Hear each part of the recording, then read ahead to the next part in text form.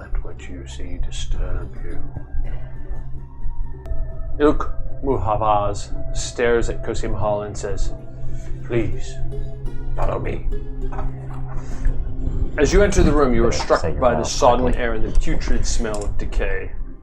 The stone you walk on is a grayish blue. You note the red line and begin to move forward on it. Instantly, you notice that it appears to be mostly dry blood.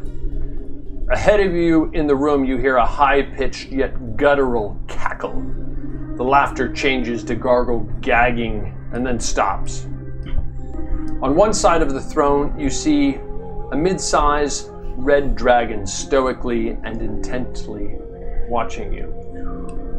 Looking at Bayuk Osman Ghazi, you see a huge, grotesquely fat man suddenly realize why he is called Bayuk. Sweat rolls off his body, bathing the thick, steamy air. It dampens your body itself with nauseating sweat that is not yours. One hand on a massive sword. In the other, he has some kind of carcass. He finishes sucking on it, and then he tosses it onto a pile. Okay. Also on the side of the throne, you see the same pile of human corpses, stacked like rubbish. Transfixed by this horror, you note ever so slightly the mound writhes. I'm going to turn to everybody, and I'm going to say, I've seen this man in visions. I've been brought here to stop him.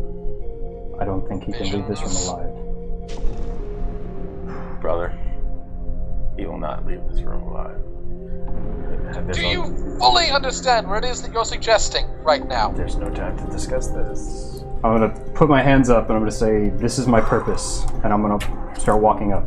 I have been sent on behalf of King Charles Robert of the Emperor of Carpathia, King of Hungary, of Croatia, of Serbia.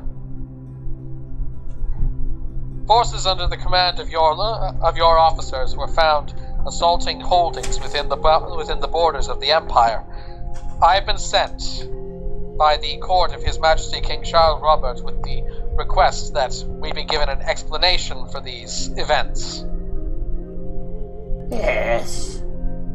Yes, very well. Is there some other business to attend to? 4 guards drag in a bound man into the room. The 5th man is walking behind the bound man. The man is brought forth into the center of the room. He's turned to face you and made to kneel. One of the 4 holding him grabs his hair and pulls his head back. A mixture of fear and resignation crosses his face. For dereliction of duty, you, Aptel, have been condemned to death. A 5th guard steps forward, wraps a leather thong around his neck. The man starts to visibly shake.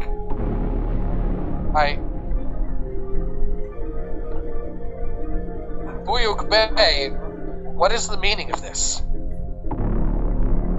He's being punished.